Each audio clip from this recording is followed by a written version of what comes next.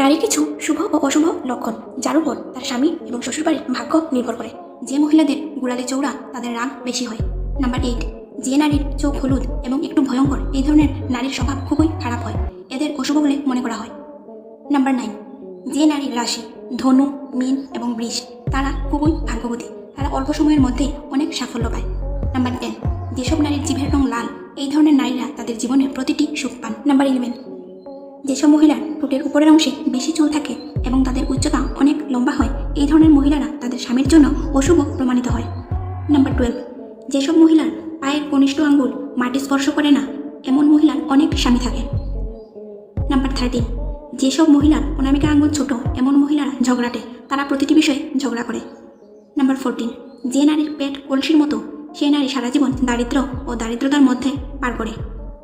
number 15, যে মহিলার ঘাড় বাঁকা, এই ধরনের নারীরা তাদের জীবনে দাসীর